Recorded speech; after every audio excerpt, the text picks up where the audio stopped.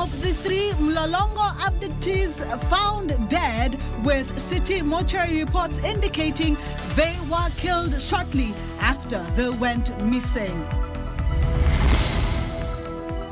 Police IG Douglas Kanja and DCI boss Mohammed Amin finally in court, but deny claims of missing Lolongo abductees have been in police custody.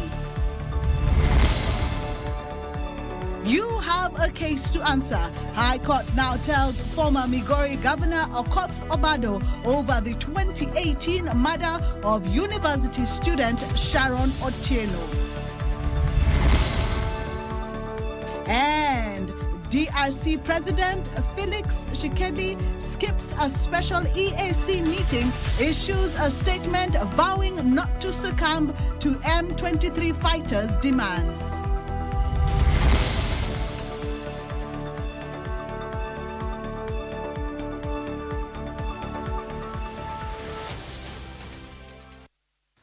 Our sign language interpreter tonight is Lucy Maura. Remember, we would love to hear from you. You can send us your comments on our social media pages. That is KBC Channel 1, or on my pages, that is Cynthia Nyamai. That's on our Instagram, Facebook pages. Now, the Inspector General of Police, Douglas Kanja, and Directorate of Criminal Investigations, Mohammed Amin, on Thursday headed to the summons after snubbing them and told the court that the 3 missing Lolongo men are not in police custody.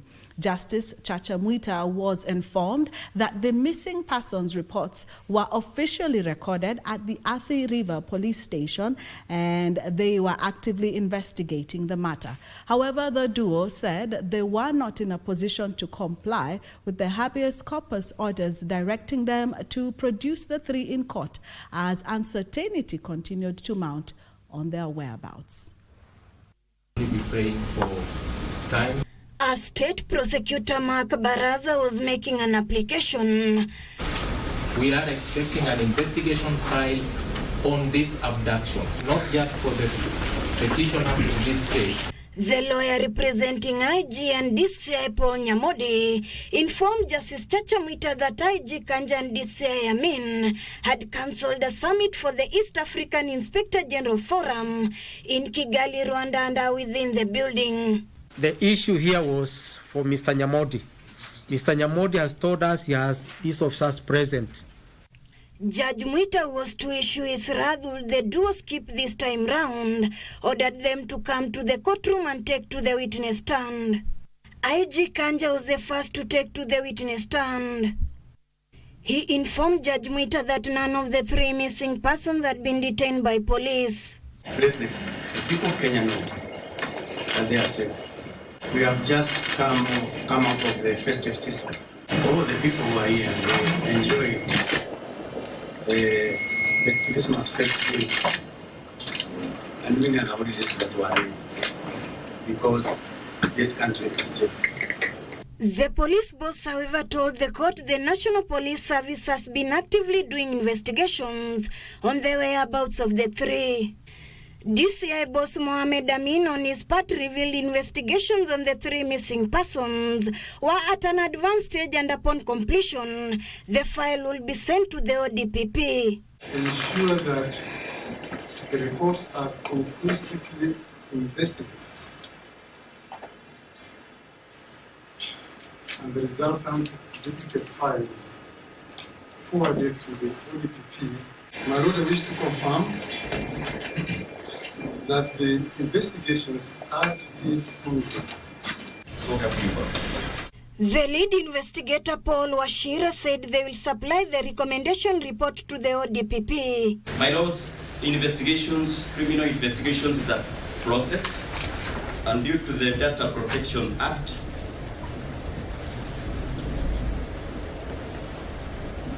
some of the information that we require to get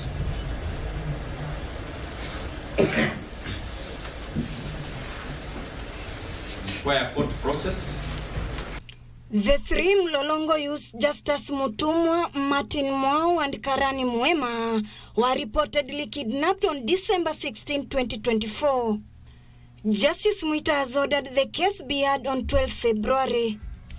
Even as IG Kanja and DCI men informed Justice Chacha Mwita that they have none of the 3 missing Lolongo men in custody. Few minutes later, the family of Justice Mutumu identified his body at the city mortuary, begging the question, who is fooling who? Ruth Wamboi reporting from Milimani, Okoth.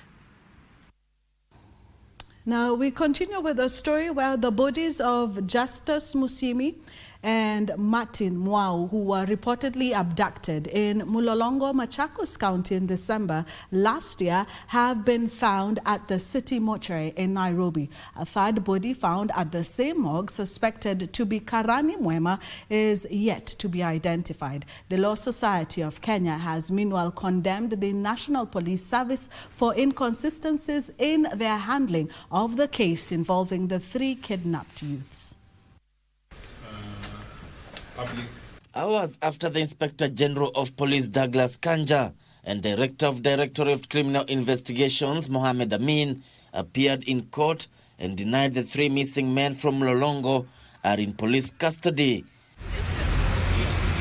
The body of Justice Musimi, one of the 3 men who were abducted in December last year, was found in Nairobi City mortuary. Fingerprint ndo zilichukuliwa, mwili ilipatikana tarehe 18 December. So fingerprints zimechukuliwa December. They said they want to take the test for 1 month. So fingerprints zimetoka jana, wakasema hii mwili iko hapa city mortuary ni ya Justice. The family identified the body even as it remains unclear how Musimi died and the cause of his death. Report imetoka jana kwamba tukuje tuangalie mwili, lakini ushago ishatoka, fingerprints zimechukuliwa na ID mali ilikuwa imetoka, so report ilifika ushago kabla ifike Nairobi. The 3 Mlolongo residents, Justice Musimi, Martin Mwau and Karani Mwema, were reportedly abducted on December 16, 2024. The Law Society of Kenya accused the National Police Service of inconsistencies in their handling of the case involving the 3 youths from Lolongo. In actual sense, it's quite hilarious that the police had already discovered a body and were doing investigation, and all along they have denied that they know of the whereabouts of the 3. They have no idea. Polisi wamesema Kitui, lakini na wote walikuwa pamoja wote watatu. But now police gave misleading information that they were on their way to Kitui. But the body was found in the river around Ruai a day after disappearance. So the police did not give the correct information. Following the disappearance, Law Society of Kenya petitioned the court to compel Inspector General of Police Douglas Kanja and the head of Directorate of Criminal Investigations Mohamed Amin to appear in court and provide information about the missing individuals. Gishoke Washira, Prime Edition. The High Court has ruled that former Migori Governor Okoth Obado, his assistant Michael Oyama, and a third accused, Kaspal Obiero, have a case to answer in the 2018 murder of Rongo University student Sharon Otieno. They will now be put on their defense in the first count. Delivering the ruling virtually, Justice Cecilia Githua has, however, acquitted the trio on the second charge of murdering the unborn baby of Sharon. Justice Githua, while delivering her ruling, said that after considering all the adduced evidence, she concluded that the prosecution established a prima facie case sufficient to put the trio on their defense on count 1, the murder of Sharon. Justice Githua, however, said there was insufficient evidence to put the three on their defense on the murder of Sharon's unborn baby. The fetus was about 28 weeks, and the court said the evidence supplied by the prosecution did not support the murder against the trio. The case will be heard on February 25th, the year 2025. The accused will then decide whether to give sworn or unsworn evidence and whether to call any witnesses in their defense. On November 8th, the year 2024, parties completed final submissions in the case, with Obado arguing that the prosecution failed to present a strong case against him. Oyama and Obiero, represented by their lawyers, also urged the court to acquit them, claiming the prosecution witnesses provided false testimony. They argued that the prosecution evidence was insufficient to support a conviction. At least 42 witnesses have testified against the trio in connection with the murder of Sharon Otieno and her unborn child. The former Rongo University student and her unborn child were killed on the night of September 3rd in the year 2018 in the Owade area in Rachonyo, Homa Bay County. Michael Mundiga for Prime Edition. The East African heads of state, chaired by President William Ruto, have called for immediate and unconditional ceasefire in the Eastern Democratic Republic of Congo to prevent more loss of lives and destruction of property. The meeting, chaired virtually by President William Ruto, who is also the chairperson of the East African Community, urged DRC to sit with warring factions, including M23, to resolve the conflict. However, DRC President Felix Tshisekedi did not attend the meeting and opted for a national address where he said he won't succumb to demands issued by M23 fighters.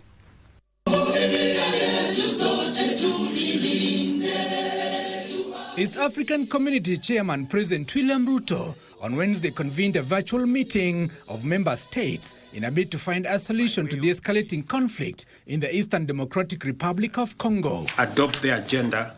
The president of the affected country, Felix Tshisekedi, however, boycotted the meeting. In a communique, the meeting quickly resolved to call all parties involved in the conflict to cease hostilities and observe immediate ceasefire and facilitate human access to the affected population. The summit also urged the government of the DRC to directly engage with all stakeholders, including the M23 and other armed groups that have grievances. However, President Tshisekedi has since vowed that DRC will not give in to the demands by the M23 and other armed groups that they consider militia. Meanwhile, Rwanda's Paul Kagame has accused his South Africa counterpart, Cyril Ramaphosa, claiming he's pretending to play a peacemaker role while he was not. And he has a force that has been fighting alongside FDLR and has been fighting the M23 on the instructions of Tshisekedi, because these are people who are not supposed to be in Congo, that these are from Rwanda, or the M23 are not Rwandans, please. He also called out former Angolan President João Lourenço and former Kenyan President Uhuru Kenyatta for running parallel peace processes. The processes became an end in themselves. And the people leading these processes became more important than the results of the processes. The Nairobi process became a Uhuru process.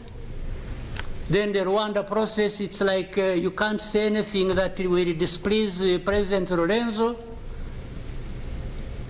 Definitely, this does not help deal with such a serious matters as we are faced with today.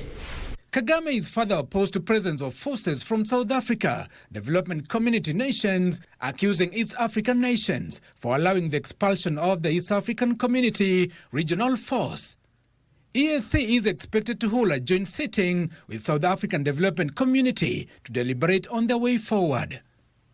Giverson Minor, Prime Edition. The Ministry of Education will appeal the High Court's decision to suspend Kenya National Examinations Council's plan to administer a media series of the Kenya Certificate of Secondary Education, that's the KCSE exams, in July. Education Cabinet Secretary Julius Ogamba has instructed the ministry's legal team to start the process of appealing against the decision. The Ministry of Education is in the process of lodging an appeal at the appellate court challenging the decision to stop the Kenya National Examination Council from offering the KCSE exam retake. As a government, we are determined, and we think the July exams are for the benefit of the students who did not make it, and if there are any challenges or any issues relating to any areas that maybe there are issues relating to some rights being alleged to not have violated, we should be able to deal with it. So we'll keep tap on the progress of the matter, and then we'll make a decision on how we will proceed from there. But for the moment, our lawyers need to look at the basis of that conservatory order and respond appropriately. NEC announced a retake in July, offering candidates who wished to improve their grades from last year's exams a second chance. However, in her ruling on Wednesday, Kisii High Court Lady Justice Odera Achieng stated that the petition filed by Nakuru-based Dr. Magare Gikenyi met the threshold to issue conservatory orders. In his petition, the doctor claimed media retakes contravened candidates' rights to respect for their best interests, their right to life and development, and their right to be heard and participate. Meanwhile, Principal Secretary for Basic Education Belio Kipsang, recognizing the increasing student population, notes that the government has prioritized classroom expansion across the country. While 15,000 classrooms have been constructed, Belio observed a new assessment revealed a need for additional spaces.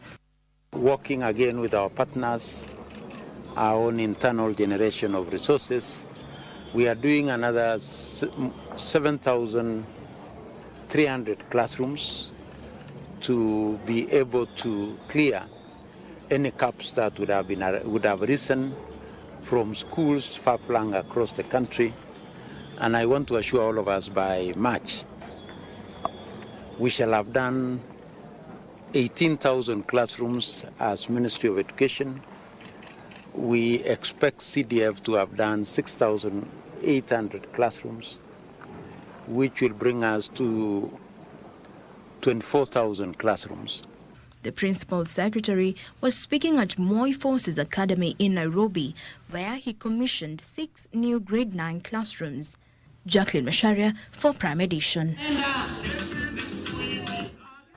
Members of the National Assembly have called on the Ministry of Health to withdraw charges against a patient who was arrested for storming Afia House over grievances related to the Social Health Authority SHA on 15th January 2025. During the ongoing National Assembly midterm retreat on Thursday, Speaker of the National Assembly Moses Wetangula led MPs in expressing their disapproval of the way Grace Njoki was handled.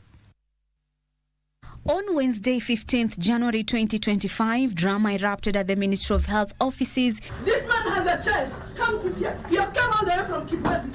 After 61-year-old woman Grace Njoki and other Kenyans stormed the premises, decrying Social Health Authority hitches. We have been in Kenyatta waiting for that portal to open, and it is not opening, it is not working. And on 23rd January, Njoki was arrested for causing disturbance and later released on a 10,000 cash bail. Expressing their disapproval of the way Njoki was handled, legislators called on the Ministry of Health to withdraw charges against the patient. What I have picked from the video, there was no fracas, nobody was injured. And the ministry being a public place, you cannot talk of trespass. If I were you, in the interest of the image of your ministry and the public, I will withdraw that proposal. Confirming that the Ministry of Health is the complainant in the case, Principal Secretary for Medical Service Harry Kimtai assured the members of Parliament that they will withdraw the case. We are going to review the case, and if there is need for us, we are going to withdraw the case. The leaders were speaking during the ongoing National Assembly midterm retreat in Nakuru. Kasichana Masha, Prime Edition. The government will ensure seamless service delivery in healthcare despite a freeze in budget allocation by donors. The head of family health in the State Department of Medical Services, Dr. Bashir Isaac, has assured Kenyans that family planning services will go uninterrupted. He noted that the recent development by the U.S. government to suspend funds for health programs in the country is an opportunity to find local solutions. The National Conference on Delivering Sustainable and Equitable Increases in Family Planning (DASEP) brought together development partners working in the reproductive health sector. The head of family health in the State Department of Medical Services, Dr. Bashir Isaac, acknowledged that while there are major milestones in ensuring family planning services are accessible, the withdrawal of funds by U.S. government is likely to negate progress in the reproductive health sector. The funding, the aid cut will affect us, but that doesn't mean that we cannot find strategies to resolve our issues. This is our bedroom issues. Family planning, we should not have allowed even a partner to be supporting it. And as a nation, what we need to invest in is less than 3 billion shillings to ensure that every Kenyan has family planning commodities at their doorstep. The need for broader financial partnerships emerged during the engagement with Population Services Kenya Chief Executive Officer Dr. Margaret Njenga, commending efforts by the national and county governments to allocate funds for health services. Therefore, a call to action would be that with a reduction in aid, that the government needs to also increase resourcing towards family planning, because this is also a development issue and not just a health issue, and it is a multi-sectoral issue.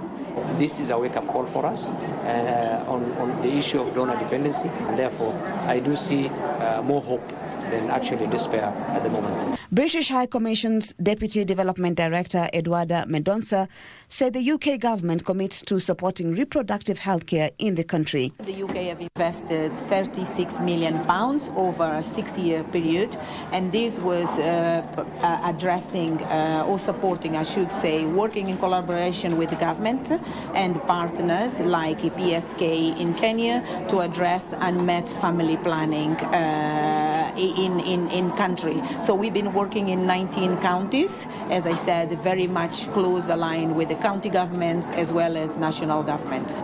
Kenya Demographic and Health Survey 2022 reported an increase in modern contraceptive prevalence from 53% in 2014 to 57% in 2022 among married women. Maria Ambo reporting for the Prime Edition. A sigh of relief for hundreds of residents of Bunyala sub-county in Busia, where they received their title deeds. That and much more coming up shortly after the break.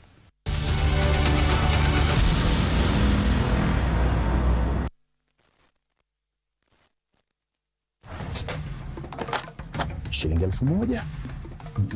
Toka kwa hiyo sanduku. Stoki. Oh. Kesho yangu mkungi. Rudisha hiyo pesa kwa sanduku namba 10. Ongeza ifike 50. Kwa nini? Nataka ukule popcorn ukitizama runinga, sawa? 100,000 Kenya shillings! Inch TV Smart 1,000 Kenya shillings! Yes!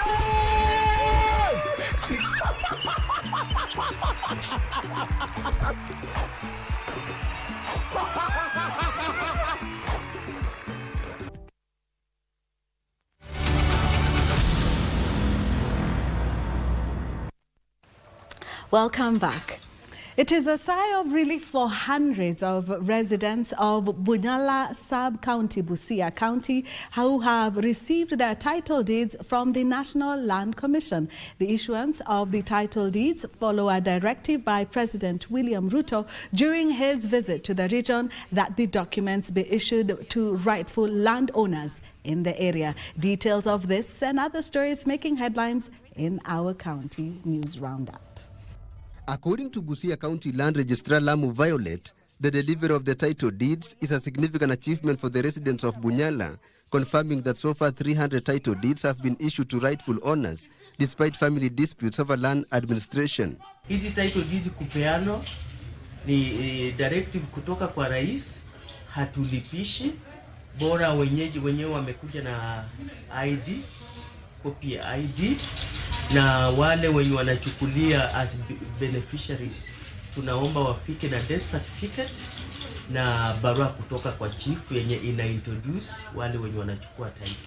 Elsewhere, a section of residents of the Kiunguro area in Ruiru, Kiambu County has raised the alarm over inaccessible road networks, making it difficult to access essential services. Kuna watu walichukua na wakajenga manyumba na ama plot katikati ya barabara, na wale watu kwenda kuwatoa pale inakuwa ni ngumu. Kwa hivyo wakati unataka kuaccess pande nyingine ya eneo hili hautaweza kwa sababu hakuna barabara ya kupita. In Siaya County, health facilities will be expected to ensure no citizen is denied critical emergency service following the enactment of a new law by the county assembly. This bill covers everyone across board, women, men, children, adolescents, each and every person. Meanwhile, a section of residents from Butula sub-county in Busia County has expressed joy following the improvement of infrastructure in the roads department by the county government. Imekuwa ni changamoto mingi sana kwa watoto wa shule pia wanapoenda shuleni. Kuna wale wenye wanavuka mto kuenda kule Kakamega kusoma. Unapata maji imejaa, watoto wanakosa kuenda shule sababu ya barabara. In Kakamega County, residents of Mumias East staged a peaceful protest in the Shianda area, opposing the decision to grant Jaswant Rai, the manager of West Kenya Sugar Company, permission to oversee the ethanol production unit at the Mumia Sugar Factory. Tumeona wameleta watu wa West Kenya hapa Mumias. Sisi hatutaki, wawaachie tu yule muhindi mwenye ako hapa ambaye kwa na deal na maneno ya sukari, wamwachile ile maneno ya ethanol, pia ashikilie akwe mtu mmoja. Finally, the Aga Khan University Hospital in Nairobi County has launched a cholesterol disorders clinic as part of its efforts to reduce the risk of heart diseases. This clinic is going to give us a lot of data in terms of the patterns of lipid disorders that we have in the country. We need to tackle all these challenges as we try to improve the outcomes and reduce deaths among our patients at primary prevention and even for those who already have had diseases.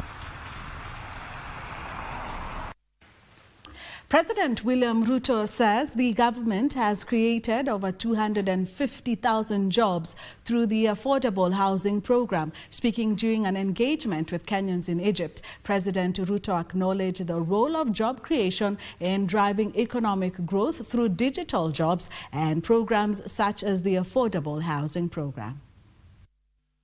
President William Ruto is in Egypt for a state visit. The president held a diaspora meeting with Kenyans living and working in Egypt, where he highlighted programs being undertaken by the government to create jobs such as the Affordable Housing Program. So all these people, whether they are engineers, whether they are architects, quantity surveyors, interior designers, plumbers and electricians and technologists and all these people, and we are training millions of them every day in our TVETs and our universities. President Ruto pointed to the quality of Kenya's human capital as an asset to the country, with international partners increasingly tapping into Kenya's human resources, which is also building sectors such as Kenya's digital economy. Apart from the people working in our housing and industrialization space and those who are working outside Kenya, we have now rolled out a big program under the Ministry of ICT on digital jobs. The largest business process outsourcing company in the world has just opened an office in Kenya. The digital economy is a major employment creation avenue and a revenue earner.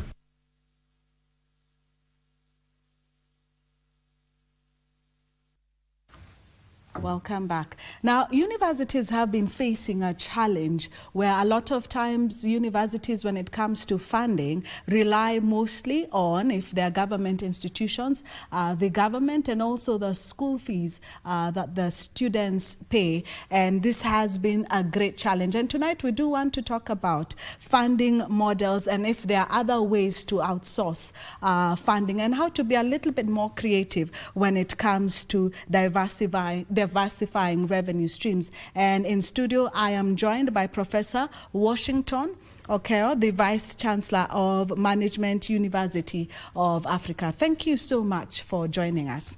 Let's first start by understanding, before we even go through the challenges, let's start by understanding first the funding models of universities in Kenya. How is funding done in our universities?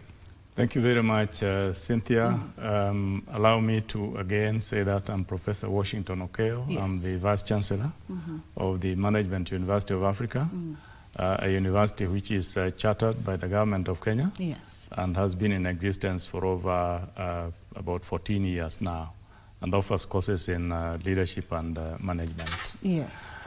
Going back to your question, Cynthia, true, yes, universities are in the business of providing education services to their students. Yes. And for them to do this, obviously, they have to attract students to be able to provide them with the services. And because the services that universities provide to students require funding required to be paid for. Yes. Therefore, there must be different funding models that universities use. Yes. And one of the major funding sources for the universities is the student income, of course, yes. the student fees, because fees, that is really what the business of the universities is all about. So you find that in a big way, more than 75 to 80% of income for most universities is actually from tuition fees of students. Yes. Now, and that is where the challenge comes in, yes. because when student numbers are not large enough yes. to be able to generate that amount of income, then that is where the risk is.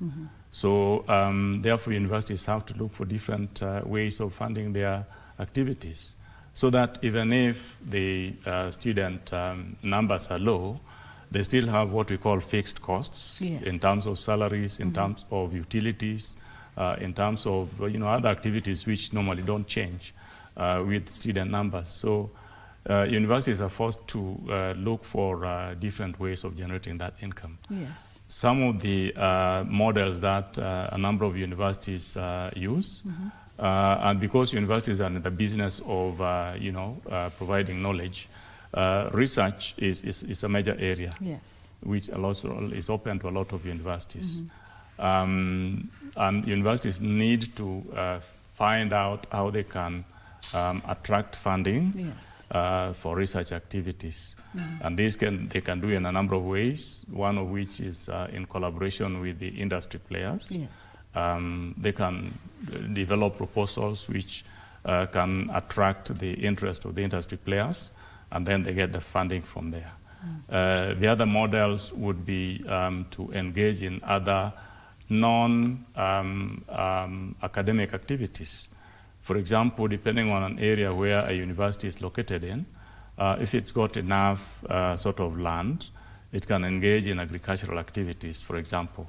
And our university, the Management University of Africa, yes. located in Kajiado County, we have gone into partnership with a number of corporates, for example, Kenya Meat Commission, which we are in partnership with, and they are supporting us with the technical expertise. Yes. To be able to do feedlot farming, yes. which is cattle fattening.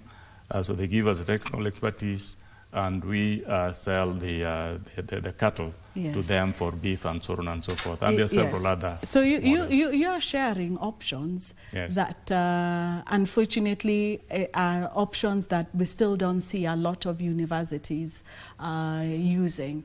And we see that in a lot of universities, we still don't have research because of lack of fundings. The school fees alone cannot pay for such projects. Exactly. But what makes then, why is school fees the easier option for most universities? Why is that the go-to option? Yes, and I think that's a very important issue. School fees is definitely the easier option for several reasons. One immediate reason is because universities are in the business of, providing services to learners, teaching learners. So they market themselves as basically learning institutions.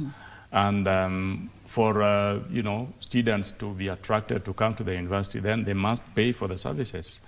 So as long as a student comes to a university or goes to a university, they expect to pay fees. They don't expect to be given free services, basically. Yes. And that is why universities find it very easy to rely on student fees.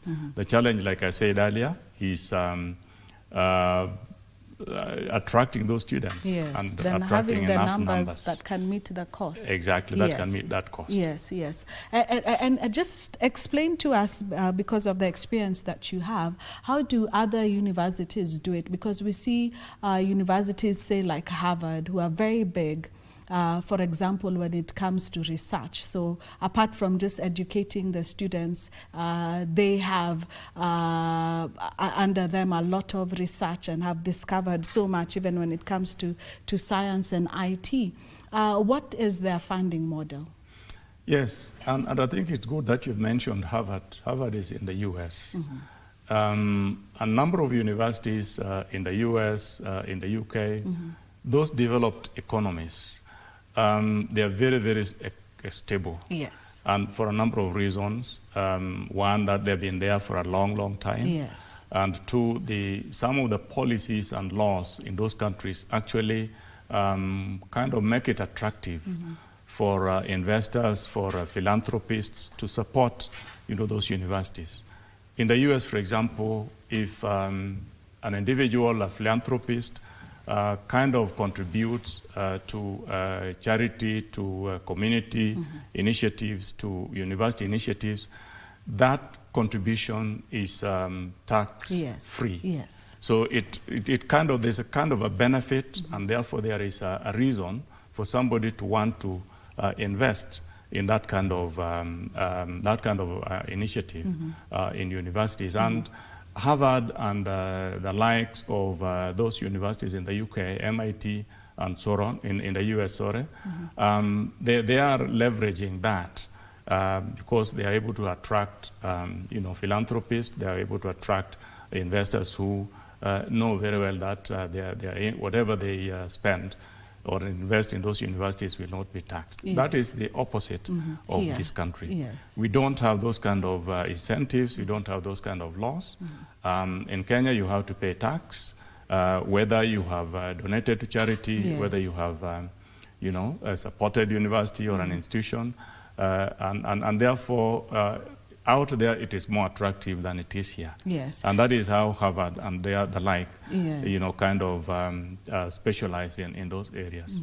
But are we having that conversation with the government for them to give incentives for even, say, corporates to want to sponsor and to fund? Is that conversation ongoing? Yeah, I think it's an interesting thing because the models that we have right now and the platforms that we have right now as universities, there are quite a number of initiatives that we are asking the government to kind of start thinking about. One of them, obviously, is how the laws can be changed to be able to enable investors to invest more in universities in terms of infrastructure development, in terms of student support, and so on. And the government has gone to the extent of creating agencies like, for example, National Research Fund, which is available for students and staff in universities. And anybody who wants to do research, to kind of just make a proposal, present to National Research Fund. But it's still limited. It is limited. Yes. But yes, the conversation is on. We get together as leaders of universities, and we try to impress upon the government. But obviously, there's the flip side of it, that the government, has already is constrained in terms of its sources of income. The taxes and so on is not collecting enough, because supporting university education is a very, very expensive undertaking. That's true. And we can see that in a lot of ways, not enough students are getting, that support that the government ought to give them. Yes. And therefore, again, introducing a law which is going to allow tax exemption, and that may even reduce the government's income a lot more. Yeah, but it's something that we're pursuing with the government, and hopefully down the line we shall be able to succeed. Yes. But what are some of the funding options that Management University of Africa now is looking to take up? Yeah, that's a good question. We rely, close to 80-something% on student, fees at the moment. Some of the funding options, which we could call additional, diversified funding options. One, apart from the academic option, we also do capacity building training, which is corporate, basically training, short courses, and those are very, very lucrative, very attractive to the corporate players. We also have, like in our campus in Kajiado, I said we're already in partnership with KMC, Kenya Meat Commission, to basically do agricultural activities, which again double up as a demonstration and teaching facilities and farms to our students, in addition to generating income for us. We do crop farming, in our agricultural land in Kajiado. And we also, of course, write proposals for funded research, so that when we get partnerships, for example, we got partnerships with organizations like KEPSA, that is the Kenya Association of Private Sector. Yes. They fund, research that we do in the university, and through that we get additional income. Yes. We are also in collaboration with other institutions and universities overseas, where we do joint research proposals to development agencies like the EU, Erasmus, and other agencies basically outside this country. Yes. And through that, we're able to generate additional income as a university. Yes. You mentioned research. How can universities monetize research being done by students? Yeah, that's an interesting question. I say interesting for one major reason, that basically, research that is done by universities is more on the academic side. Yes. For example, the regulator, the Commission for University Education, in its standards and guidelines, provide that students at master's level must do research methods, and they must do a research paper as part of their examination, to qualify for their degree program. Similarly, at PhD level, PhD students have to do research before they can be awarded a PhD. And those are purely academic. But a lot of them, as they're doing their research, actually come up with solutions. Exactly. Yes. They all come up with solutions. Yes. So it really depends on the area of research that the student has chosen. That will make it monetizable or not monetizable. And various ways that can be used to monetize research. Number one, we generate a lot of, like you say, solutions, which are proprietary to the student and the university. We can sell those solutions to the industry in whatever sector. A lot of students do research around the banking sector, the financial institutions, around the manufacturing area, coming up with solutions, proposing different types of products that can be, manufactured, different types of, services that can be introduced, and their improvements and so on. Yes. So we can use those to sell to the industry and get money from the university. Yes, but why is that not happening? Because a lot of times we see stories and university students with actually real solutions, but we never see them eventually, even in the market. And I think a lot of them would even be more excited about their research if they knew that, yes, the university and even themselves would be able to make money out of it. There are a number of reasons, Cynthia. We talked about the US, Harvard University, for example. Yes. In the developed world, and I remember during the COVID-19 period, some of the products that were for prevention of COVID actually came from universities. In the US, the universities that came up with vaccines, which were effectively used to kind of control COVID-19. That market is a different market from our market. Yes. That environment is completely different. We are not as mature as those people are. And in a lot of ways, our industry players here don't rely so much on the products that come out of the university in terms of research. Unless and until, and there are a number of cases, maybe not very many, where universities have partnered with industry players to do research and come up with solutions, which will lead to them introducing products, improvements of what they had before, or improvements of services. Yes. So for students sort of research to kind of sell to the industry, there must be some partnership that is created between the university and the industry players. Yes. And then a proposal is agreed on that please tailor your research towards a particular area, towards producing a particular service, towards introducing a particular product and so on, then that works. Yes. And there are universities that are in that collaboration with industry players. Yes. Let's talk about the role that employers, potential employers, can play in helping funding various programs in universities. Yeah, it's interesting. Potential employers should have a lot of interest in the universities, and particularly the graduates that are coming out of the universities, and therefore should participate directly in the process that kind of produces this or prepares these students to come out and for their employment. But the roles that they can play are immense. They can provide support to the students directly, and indeed there are employers that sponsor their staff to come to universities and they pay their fees 100%.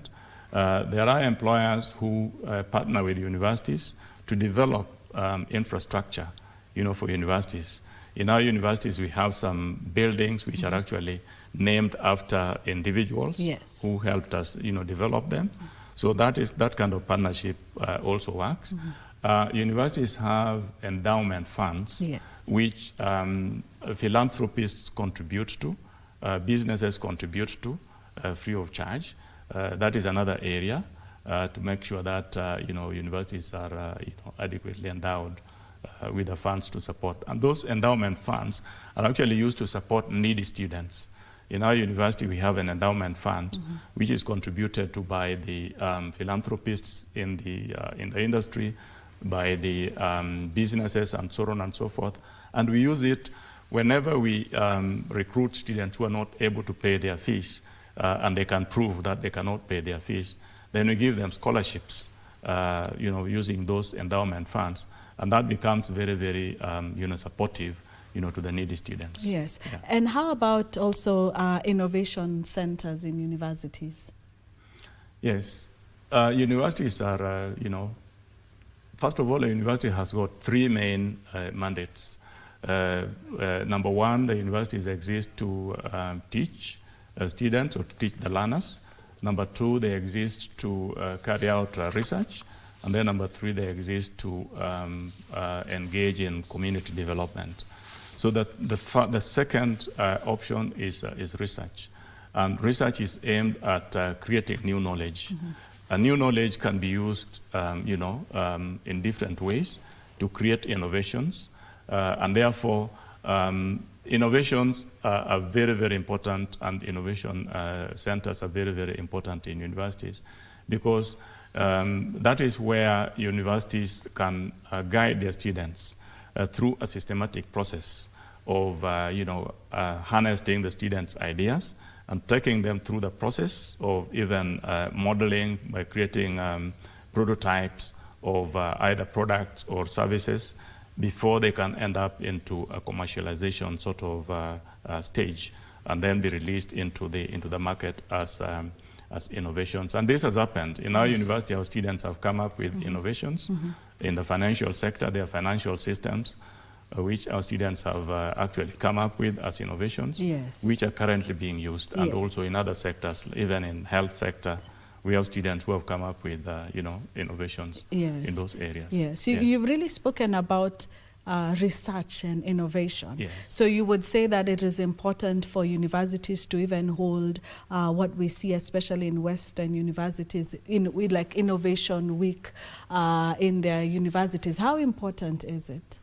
Yes. If you talk about research and innovation, there must be a systematic, there must be a systematic process of ensuring that research is carried out, which may lead to innovation, or other activities that may lead to innovation are undertaken. So that ecosystem is a requirement and is a necessary condition for innovations to take place.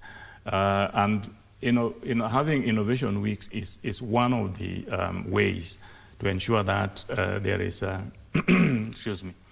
there is an environment where students are able to showcase their innovations, showcase whatever they come up with, through that innovation week.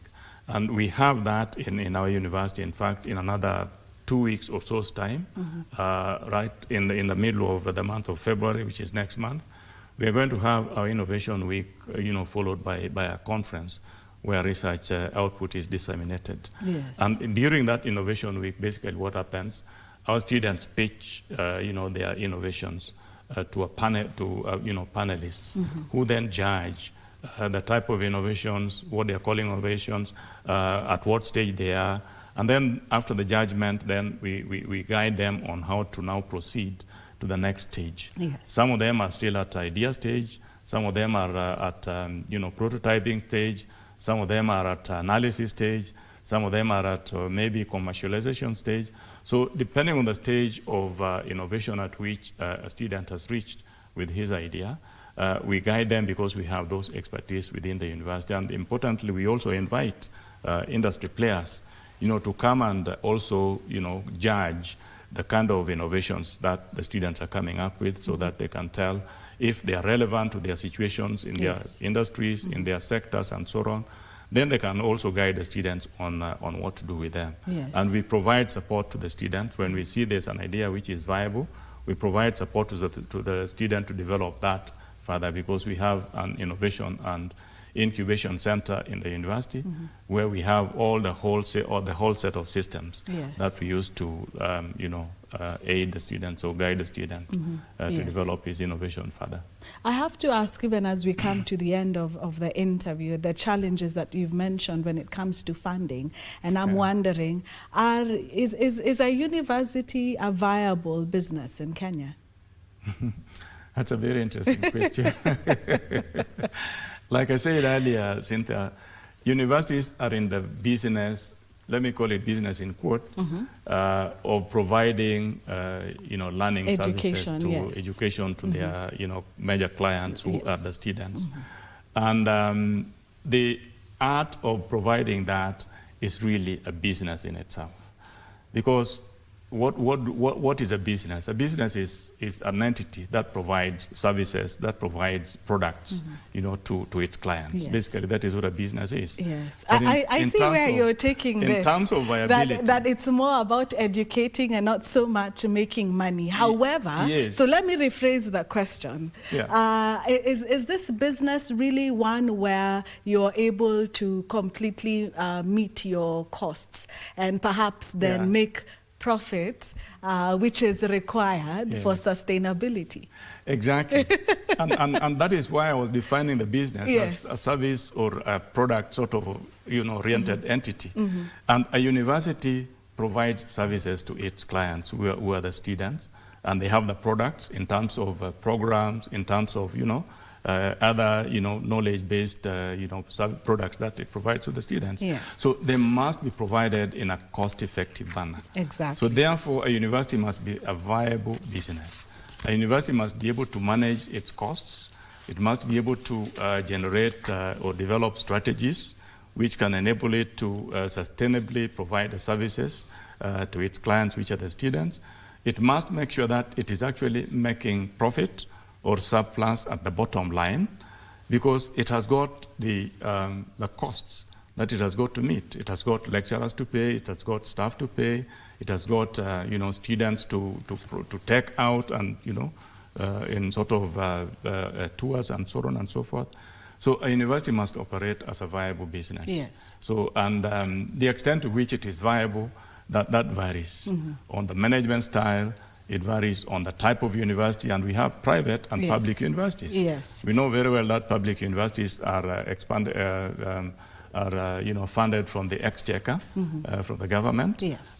They have capitation. Yes. So the extent to which they prudently manage the funding that they're given by the government vis-a-vis the services that they need to provide will either make them viable businesses or not. But private businesses, private universities rather, have to manage, and themselves find innovative ways. in very, very innovative ways, Yes. because they don't have anybody to provide them with capitation. Yes. Whatever they get, is directly from their sweat. Yes, therefore and we they are must- grateful. We are grateful that you Yes. have shared with us some of the different revenue streams that you have come with. I'm still not yet convinced if that's a business that I would get into, but thank you so much, Professor Washington Okoth, for joining us tonight. Thank you. Now, we were talking about universities and some of the challenges that they face when it comes to funding, and we have found out a little bit about the funding methods and extra revenue streams from Management University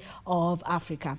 Now, going on, operationalization of the Kisumu oil jetty is being fast-tracked to enhance cost-effective transport across East Africa. The 1.17 billion shillings in Kisumu oil jetty, whose construction was completed last year, is expected to make Kisumu a focal point in the trade of petroleum products in the region. The Kisumu oil jetty was expected to boost Kenya Pipeline Company's position in the East and Central African region by facilitating transportation and trade of petroleum products. The oil jetty is expected to turn Kisumu into a busy inland port. However, since being completed last year, the Kisumu oil jetty is yet to be operationalized. Speaking during a performance contract evaluation exercise at a Kenya Pipeline Company, Owalo challenged the parastatal to expand its business portfolio with a focus on increasing investments in the fiber optic cable, the Moredant Institute of Oil and Gas, and the liquefied petroleum gas. So what the evaluation team will be looking at is empirical evidence of performance or non-performance, as the case may be. At this point in time, we don't have the leeway to modify the targets. We don't have the leeway to modify the indicators. During the evaluation exercise, Kenya Pipeline Company officials highlighted the parastatal's strong financial performance during the 2023-2024 financial year that saw it handing a 7 billion shillings dividend to the National Treasury. Kenya Pipeline is a very, very integral player in the Kenyan economy. From an infrastructure perspective in the energy sector, we view Kenya Pipeline as one of those integral cogs in the delivery of our bottom-up economic transformation agenda. Kenya Pipeline Company targets an annual turnover of 150 billion shillings by the end of this year. Owalo challenged the Kenya Pipeline Company to benchmark against global best practices to maintain its competitive edge. Alanaoko, Prime Edition. It's the annual turtle hatching season in Mombasa's Shanzu Beach. With it comes the enchanting spectacle of tiny hatchlings emerging from their sandy nest, ready to embark on their journey to the ocean. Tonight on Magical Scenes, Muchuma Odim highlights the beauty of the endangered sea turtles that nest in Mombasa.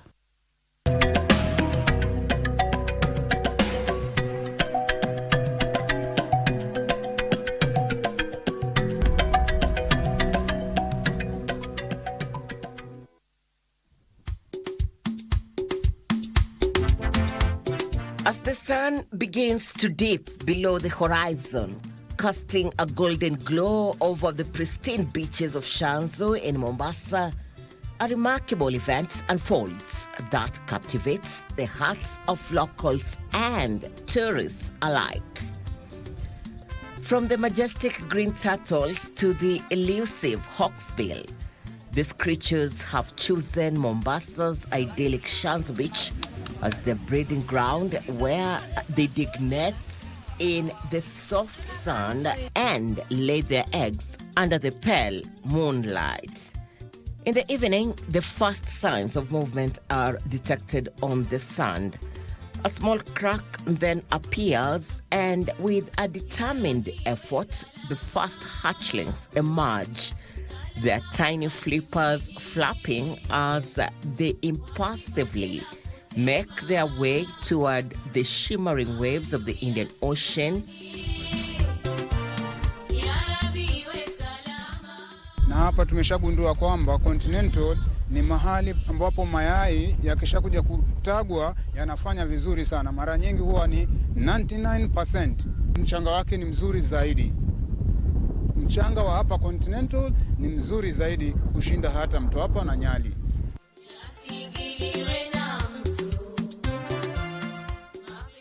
Turtles have an aphrodisia, so they kill them for oil, which they believe is for fertility and curing the skin diseases. And because of that is why you see what the experts are saying, that only 1% of them survive. And now, out of that 1%, you realize that at the Continental Hotel, we are extremely lucky, because we have turtles around. We have nests here at the Continental. Our beach is clean, sand, we protect it. It's not congested. There's not a lot of activity. The population is not as big as other places like you would find in Nyali. Visitors armed with cameras and curiosity await such rare moments. The atmosphere is filled with a sense of admiration, a delicate dance of nature, a reminder of the fragility of life. Here, conservationists work to protect the endangered sea turtle species that nest in this region. Kasa kusema ule ukweli anataga mara 6 katika miezi mitatu. After every 2 weeks anakuja anabwaga mayai. Another 2 weeks anaenda pale kwingine katika the same beach. Haendi beach nyingine, on the same beach anabwaga mayai. Na mwingine ambaye alikuwa ni wa ajabu, alikuwa green turtle, alikuja mara 8 sana. Na the number of eggs kwa green turtle inaanzia 180 kuja chini. Inabadilika kulingana na vile anavyorudi, inateremka ile number of eggs. Alafu kuna huyu hawksbill, yeye ndio utaga mayai mengi zaidi.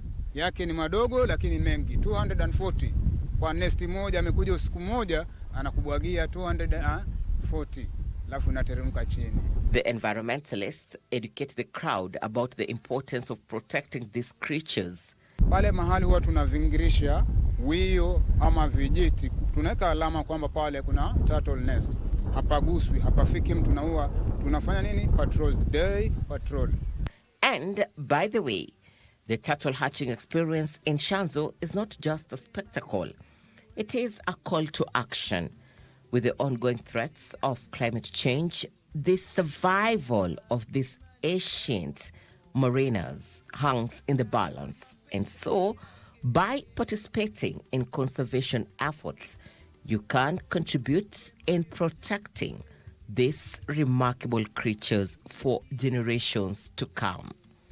Mchuma Odim, Magical Sense in the county of Mombasa.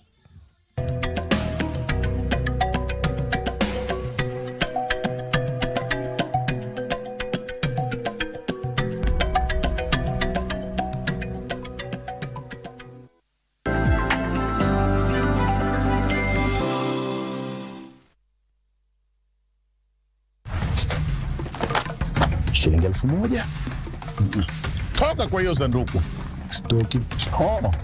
Kesho yangu mkungi. Rudisha hiyo pesa kwa sanduku namba 10. Ongeza ifike 50. Kwa nini? Anataka ukule popcorn ukitizama runinga, sawa? 100,000 Kenya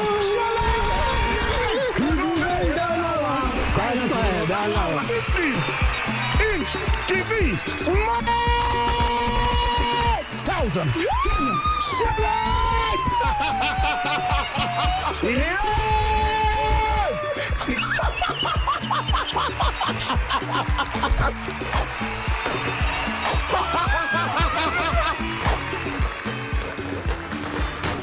Differently. Every individual has unique abilities and deserves the opportunity to reach their full potential. Mimi ni short stranger. Hiyo ndio ulemavu wangu. Nilipata challenges mingi kwa sababu nilikuwa nataka kufanya kazi ya wiring ya gari. Nikajikuta kwamba naambiwa niweke mabalbu juu, siwezi. So nikabidi nikachukua kazi kama ya welding. Wilson is a skilled plumber, eager to contribute his expertise. He is the breadwinner for his family and is actively seeking employment opportunities. Differently.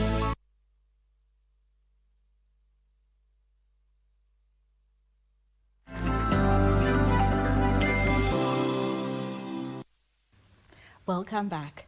Women, persons living with disabilities, the youth and senior citizens from Mandera County are set to benefit from a digital inclusion program that aims to equip them with the knowledge and practical skills required to thrive in a digital-driven world. The initiative is part of the government's collaborative partnership with the UK government through the British High Commission. The government has embarked on a 5-year commitment to lay 100,000 kilometers of fiber optic infrastructure. As of June 2024, 10,219 kilometers of fiber have been laid across the country. The program has placed emphasis on far-flung areas, ensuring they contribute to the country's target of reaching 20 million digitally literate citizens by 2027. Beneficiaries will receive financial literacy and entrepreneurship training to improve their digital employability. Some countries are already having their digital economy constitute over 40% of their overall economy. Kenya, with our very talented, youthful population, this is a space that we can quickly enhance our contribution to the digital economy.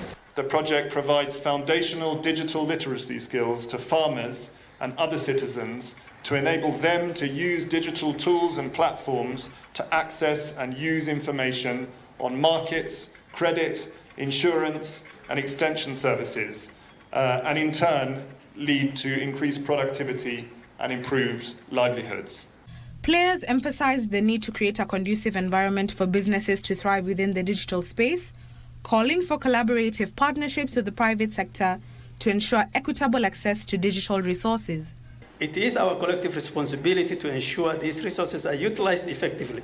Let us foster a culture of continuous learning, innovation, and inclusivity, one where every young person in Mandera can write their own success story. And therefore, this work has been distributed among the partners, each partner coming with their area of expertise to ensure that we all feed into this digital cake and to ensure that we can demonstrate that it is possible to actually reach the communities.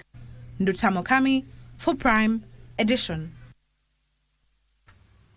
The ICT Authority has abolished the accreditation requirement for suppliers of ICT services and equipment to avoid stifling innovation. ICT Authority CEO Stanley Kamuya says a comprehensive set of guidelines is being introduced to assist ICT service providers in their dealings with government agencies.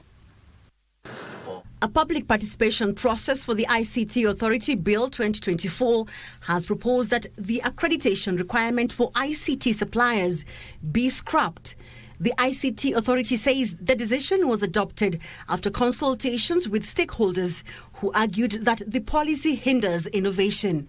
We will, however, provide certain guidelines that government entities can be able to utilize when they are engaging service providers, because we have a responsibility to make sure that we get qualified and competent service providers who can be able to deliver the scope of ICT project as envisioned by the government.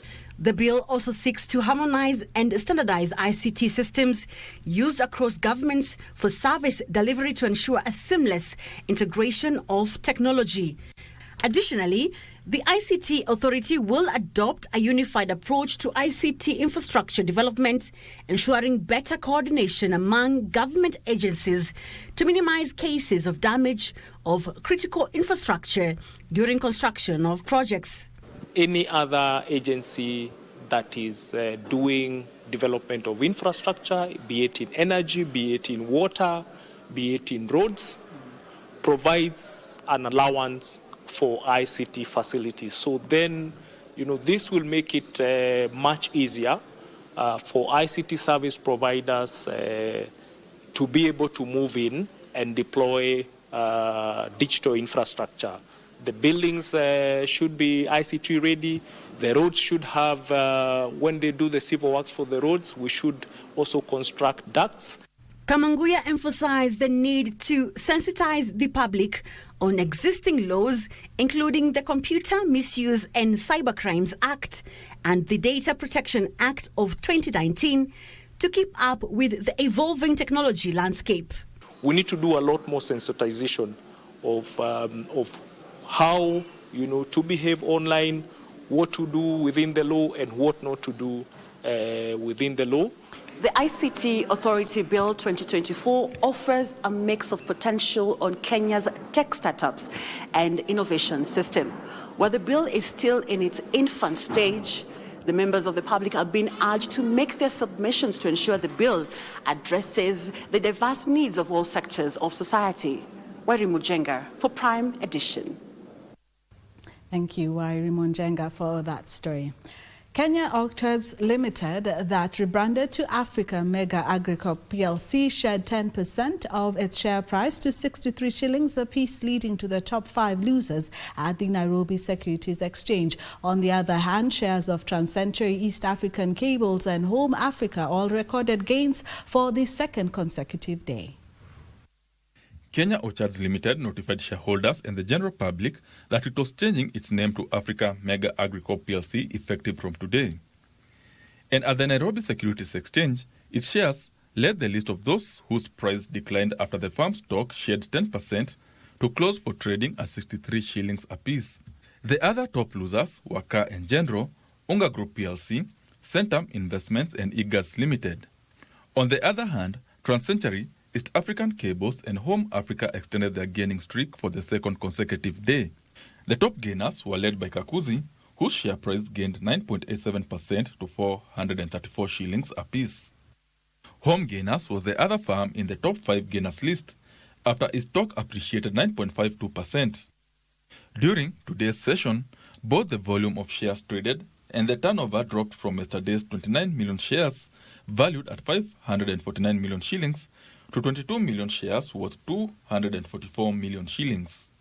The NSE 20-share index was also down 12.71 points to 2,181.86. In the bond market, bonds worth 6.9 billion shillings were transacted in 127 deals. Benson Drioba reporting for Prime Edition.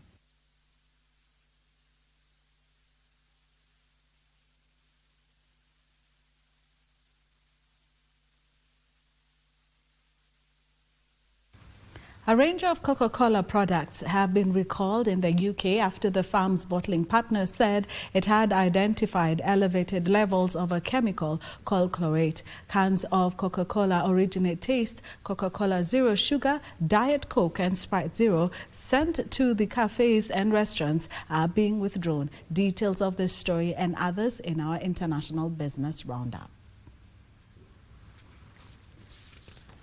Pulled from the shelves in Belgium, Luxembourg and the Netherlands. A majority of Coca-Cola products, including standard cans and all glass and plastic bottles sold in the UK, are not affected. Coca-Cola Euro-Pacific Partners, the firm's bottling partner, said the risk of illness was very low.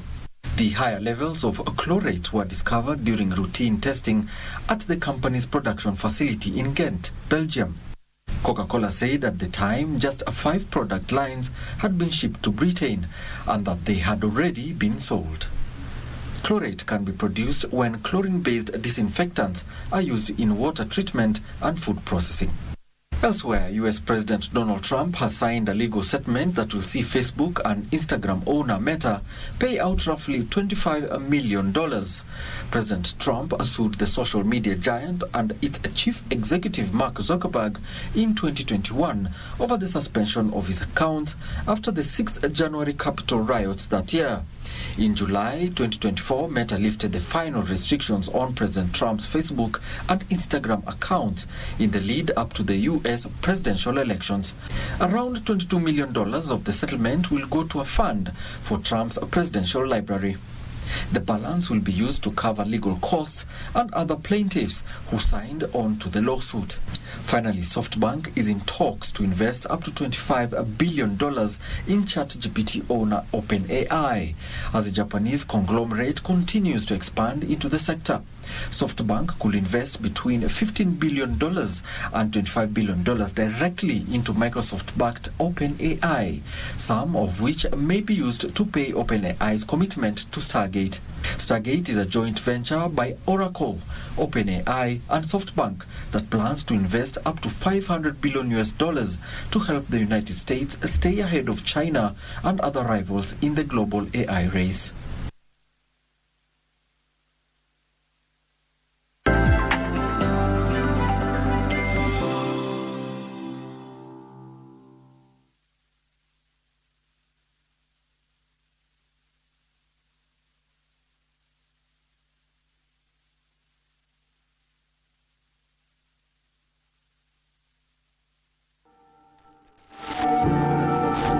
You almost messed up. You need to tell me the truth. I did help your dad find the guy. And? Then your dad did the rest. Alex, you're a pathological liar. The earlier you tell her, the better. Don't tell her anything.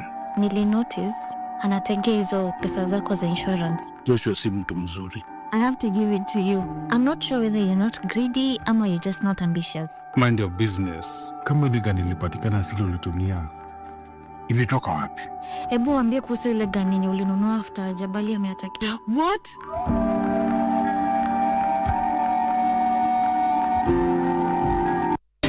اسأل تفتح أبوابا اسأل وستجد جوابا أسرار الكون ستعرف. Akiangalia huko anakuwa ni mwenye kulia, akiangalia huko anakuwa ni mwenye kutabasamu. Kisha kauliza ya Adam alayhi salam, kwa nini ukiangalia mkuliani kwako unakuwa ni mwenye kutabasamu? Kwa nini ukiangalia kushotoni kwako unakuwa ni mwenye kulia sana? Anasema kwa sababu nikiangalia kuliani kwangu naangalia watoto wangu waliokuwa wema. Iwapo mja atatekeleza amri za Allah subhanahu wa ta'ala na kuhifadhi haki za Allah subhanahu wa ta'ala, basi Allah atakuwa ni masikio yake ambayo yule mja atasikia nayo. Vile vile pia Allah atakuwa ni macho yake ambayo yule mja atatumia kuona. Kuna unaloshindwa kimetenda.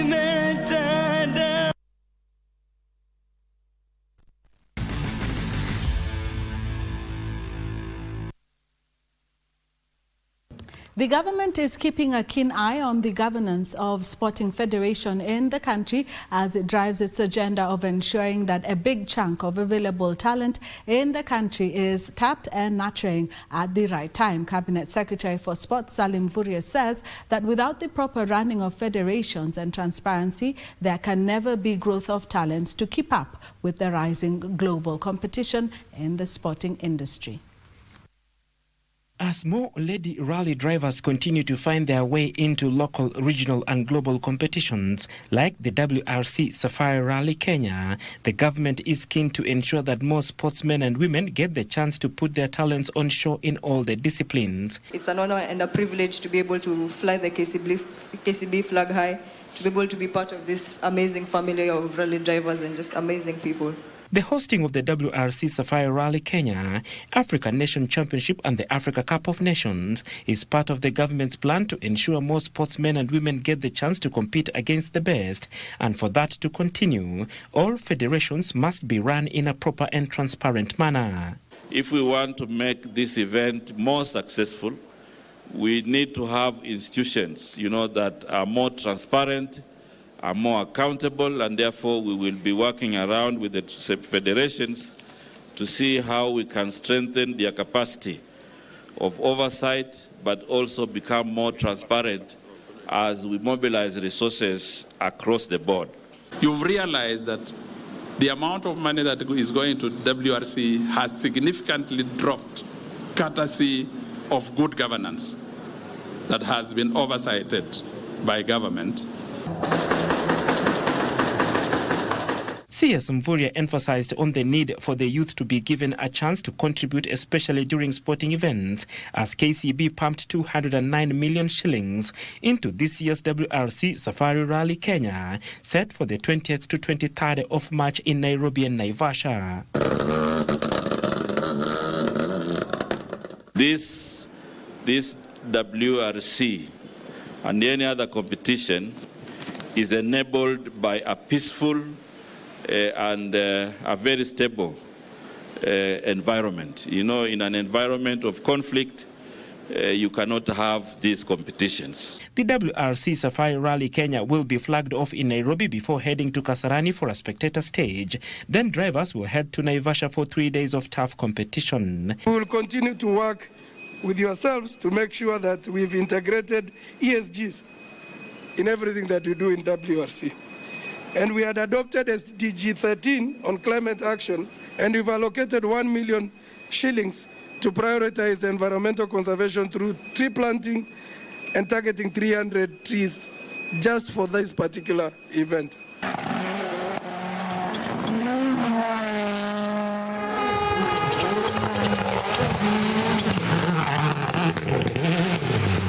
The WRC Safari Rally Kenya will be held after Rally Monte Carlo that was held in January and the Rally Sweden set for February, and comes just before the Rally Islas Canarias to be held in Spain in April. One thing we did in 2024 and we're going to do even better in 2025 is to really turn to the public, to ensure that the public have a fantastic time at the Safari Rally. Of the 209 million shillings, 100 million shillings will go directly to the WRC event, while 23 million shillings go to the drivers sponsored by KCB.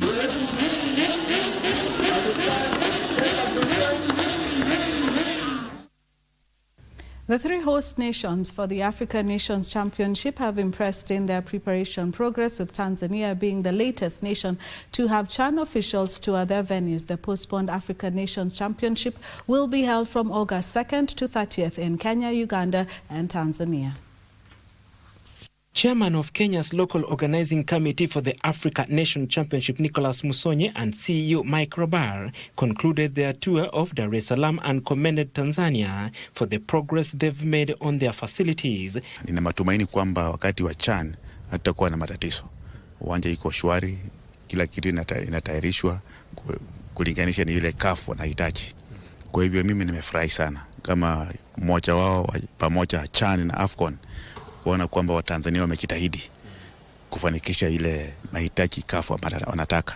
The two officials visited competition and training venues and also attended the signing of a sponsorship extension between the Confederation of African Football and French petroleum company Total Energies that will see the oil firm sponsor 12 major CAF events and competitions from this year to 2028. Kenya ni vitu vidogo sana kama kupeka rangi na kusafisha tu uwanja. So kwa hivyo hizi uwanja wetu wa Nyayo, uwanja wetu wa Kasarani na ile viwanja ya mazoezi ni kusafisha tu uwanja sasa. Tukijiandaa mwezi wa August. Baki vitu vichache sana kupika rangi na kufanya usafi. Hiyo ndio vitu ambaye inapaki kwetu huko Kenya. Nafikiri Uganda pia ni vile vile. On Tuesday, CAF announced the date for the CHAN tournament with the kick-off set for 2nd August and the final on 30th of August. Tukimaliza CHAN, vile tumepatiwa muda wa hii mpaka August. Tukimaliza CHAN, tutakuwa na muda mwingine ya miaka 2 ama mwaka 1.5 kujipanga kwa CHAN because iko AFCON. Because AFCON ni kubwa zaidi kuliko CHAN. So hii ni kama rehearsal. So sisi kama wanachama wa East Africa pamoja CHAN na AFCON ni juhudi zetu kuona kwamba tumejiandaa sawa sawa. Hii iwe kama rehearsal ya kufanya ile mashindano kubwa ya AFCON. Kenya has been drawn in Group A alongside Morocco, DRC, Zambia and Angola.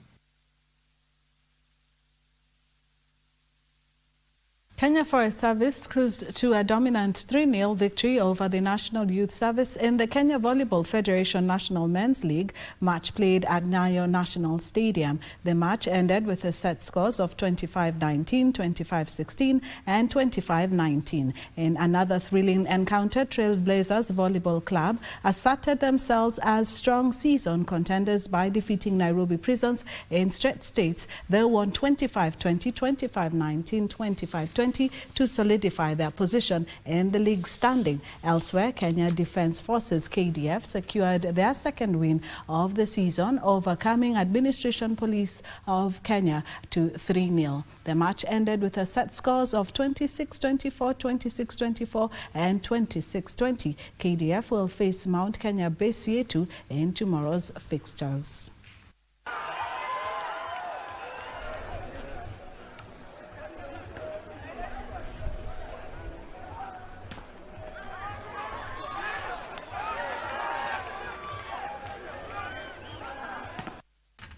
The National Rugby 7 circuit calendar has been released with the first leg scheduled for 25th through to 26th of July. According to the calendar released today by the Kenya Rugby Union, the second leg follows shortly after on 1st and 2nd of August. After a nearly 2-week break, the third leg will take place on 15th and 16th of August, ramping up the intensity. The fourth leg unfolds a week later on 22nd and 23rd of August. Teams will then go ahead head-to-head in the leg of the 5th and 6th of September before the grand finale of 12th and 13th of September, where the ultimate champion will be crowned. Kenya Harlequins will be looking to defend their title after claiming their first championship since 2012 last season. Harlequins reached the semi-finals in 5 out of 6 tournaments last year, securing wins at the Kakamega Sevens and the Driftwood Sevens to seal the championship.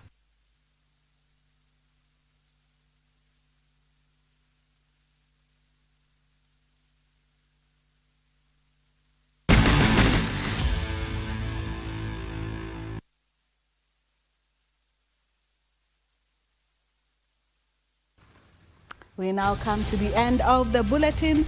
John Ndolo says that he enjoyed the interview and also the story on digital skills. From me and the rest of the team, we would like to wish you a very good night.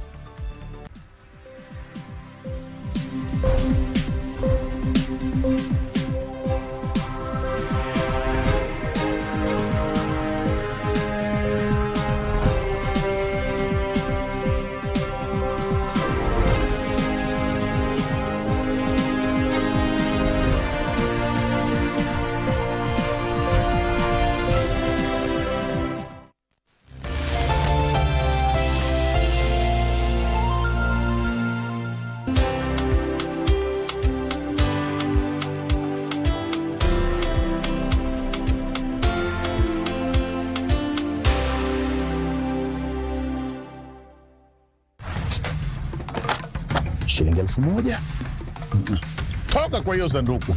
Stoki. Oh. Yesu wangu mkungi. Rudisha hiyo pesa kwa sanduku namba 10. Ongeza ifike 50. Kwa nini? Anataka ukule popcorn ukitizama runinga, sawa? 100,000 Kenya shillings! Inch TV! 1,000 Kenya shillings! Yes!